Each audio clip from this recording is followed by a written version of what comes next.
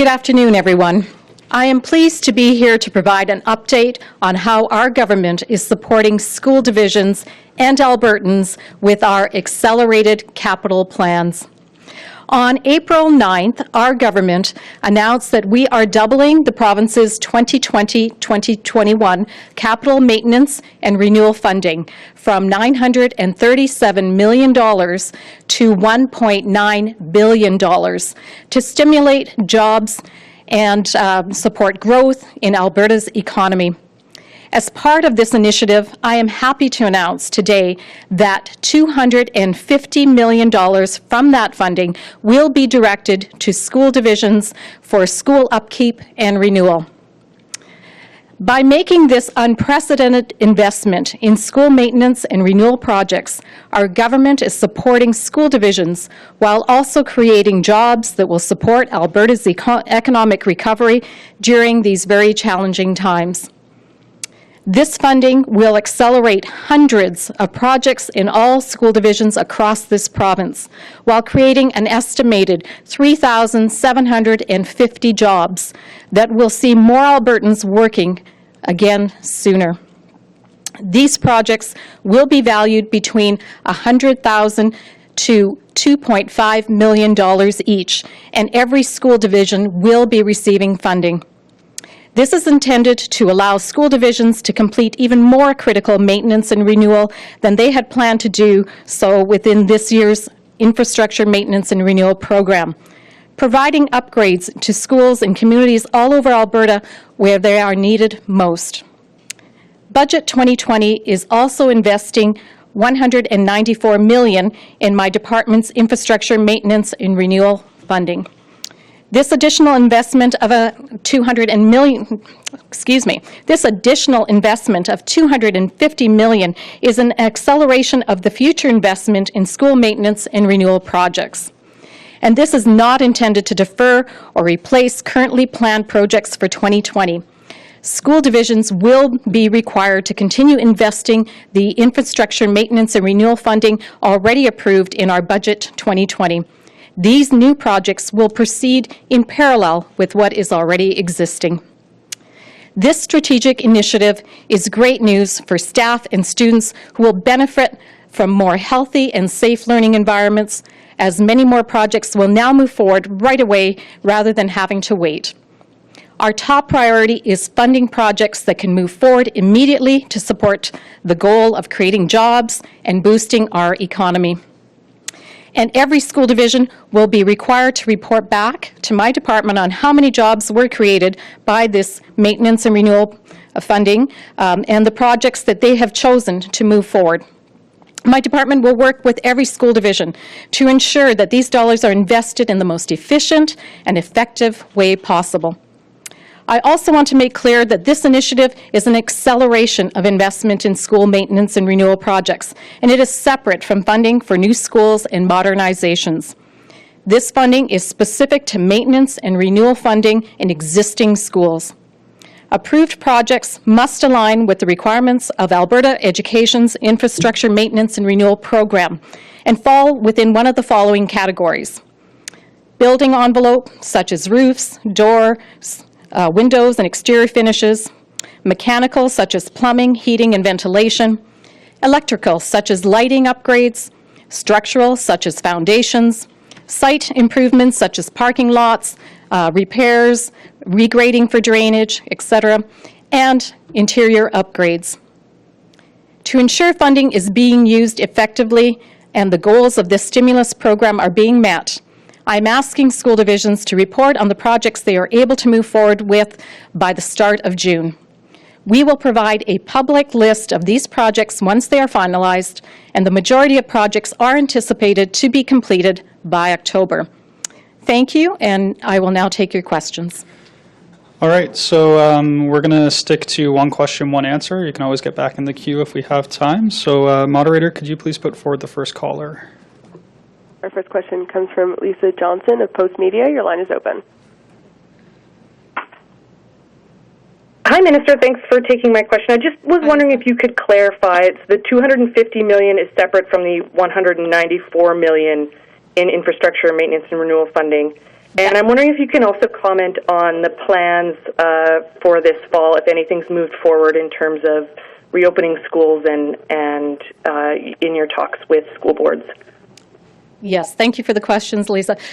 So your first question, the $250 million is in addition to the $194 million. The 250 comes from the provincial government's infrastructure maintenance and renewal additional stimulus funding. So that is doubling the existing dollars from 900 and some odd dollars to 937 million to $1.9 billion. So of that additional funds, education is receiving $250 million. So it is additional infrastructure maintenance and renewal funding. So separate, totally separate from the 194, which was already budgeted in the 2020-2021 school year. And then as to your second part of the question, the reentry plan, we are making good progress with all of the education partners, and hopefully we'll be able to share something in the near future. So stay tuned on that one. And we do have time for a follow-up, Lisa, if you have one. That's good. And this is also, actually, this is separate from the school funding that was announced by Minister Panda some weeks ago. So that would have been part of the $194 million that was already budgeted, or can you clarify that? So I'll need to get back to you on that because I'm trying to, there's been a number of announcements. I want to make sure that I answer the question you're asking. I believe you're asking about some of the capital infrastructure dollars that were announced, which is accelerating the building of schools, and that is under a capital fund, not under the capital IMR fund. Those are two separate dollars that were announced, but I just want to clarify that I'm actually answering the right question, so we will get back to you on that one. Yeah, I'll give you a call right after this, Lisa. Moderator, could you put forward the next caller, please? Our next question comes from Janet French of CBC. Your line is open. Hi there. Thanks for taking my question. Hi, Jen. My question is actually about curriculum review. The advisory panel reported back in January with 26 recommendations. We haven't really heard much about that since there was a survey on the ministerial order, the revised ministerial order. So what happened to all the feedback from the survey? What happened to the recommendations in this curriculum report? I realize this is a bunch of questions all at once. Right.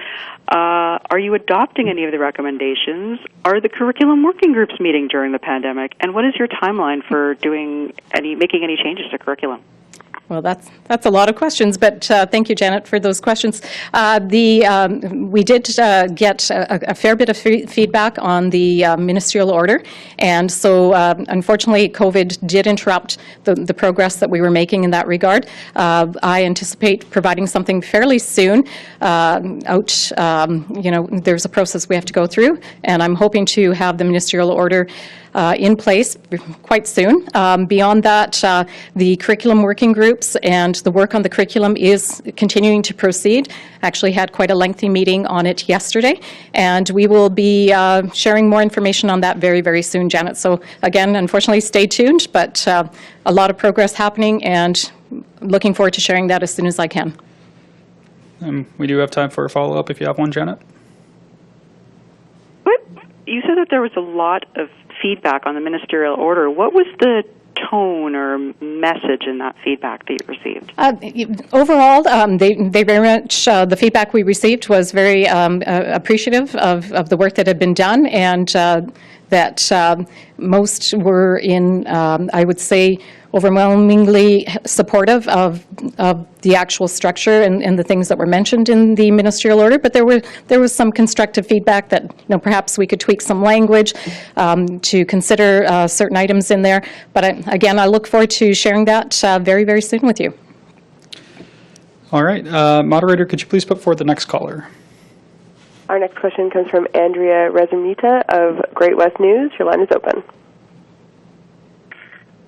Thank you, Minister. I was wondering, since you mentioned that school divisions have to report how many jobs are being created with the money that they're receiving or would be receiving, is that one of the criteria for actually receiving some of these funds, or is it more based on need for each division or school? And my second part is there a distinction between rural and urban school divisions in terms of, I don't know, students served or something like that? Thank you. Note the criteria that had to be met was that it had to align itself, as I said earlier, with our infrastructure maintenance and renewal requirements, that list of items that I had read off earlier. The dollars are being dispersed right across the whole school division, through every school division, right across the province. So rural, metro, urban, every school division in this province will benefit from those dollars. As far as the criteria in terms of jobs, we are certainly hoping that those jobs will be local jobs, that they will go out to people within those communities, and that they are shovel-ready jobs, that things that are very, very much needed, that school divisions wanted to see done, and this is a way to have them done in a more precipitous manner than we would have been able to. Perhaps they were on their longer-term plan. Now we can do them this year rather than having to wait another year or two down the road. So very, very good news for our school divisions. I know they'll be quite happy to see this, and happy to provide a breakdown of what every school division in this province will be receiving out of that $250 million. And Andrea, we have time for a follow-up if you have one. Yeah, I was just wondering if there's a timeline for divisions to be submitting their sort of shovel-ready projects to you.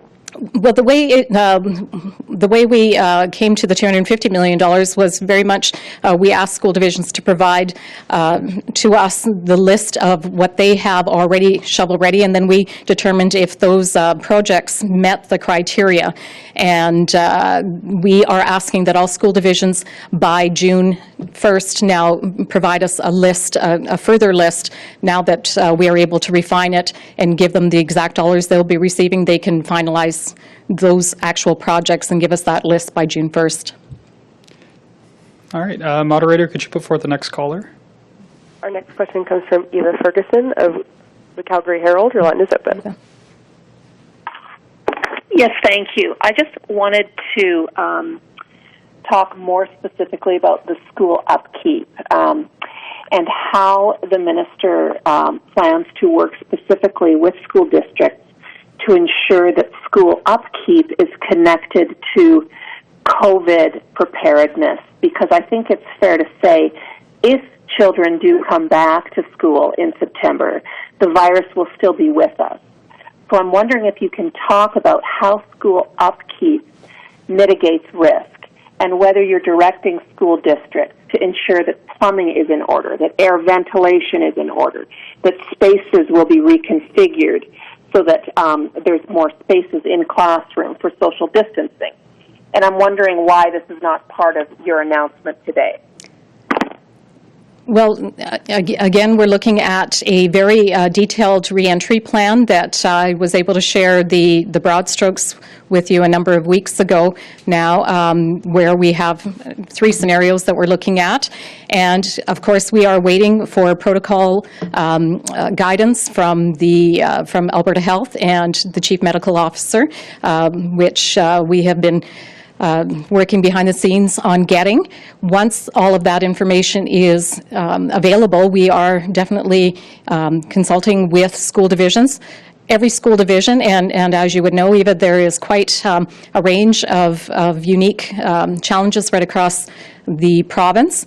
Every school division is in the best position to make decisions for their school division as to what is required. And so this, again, is an opportunity to accelerate infrastructure maintenance and renewal projects that would be a year or 2 or several years out. But now we have an ability to get people back to work and also to have school divisions tackle some of those projects that have been on the books perhaps for a little while for them. So I see it definitely as a win-win situation, a win to get more people back to work in a very timely manner, a win for our school divisions to be able to tackle some of those projects that are much needed. And yes, they will be looking, I'm sure, at through the lens of what the COVID reality means for their school divisions as they tackle these projects. And Eva, you can go ahead with a follow-up if you have one. Yes, I just want to ask the minister what she thinks the COVID reality will mean for what schools will look like in the fall. Well, right now, it's too early to say, but I'll just reiterate the fact that we are, as I've said before, we are hoping for the best and preparing for the worst, and we are ensuring that we have plans in place that when we come back, that we can deal with every eventuality. All right, and moderator, could you put forth the next caller? Our next question comes from Janet French of CBC. Your line is open. I'm back. Thanks for taking out a Hi. question. Hi again, Janet. On the capital maintenance and renewal, I'm just looking at the list of the allocations for each school division and charter school. How did you decide how much each division would get? There was a formula put in place by the department. Every school division had their asks. They provided projects, a list of projects. They provided the dollar amounts that they were looking to receive.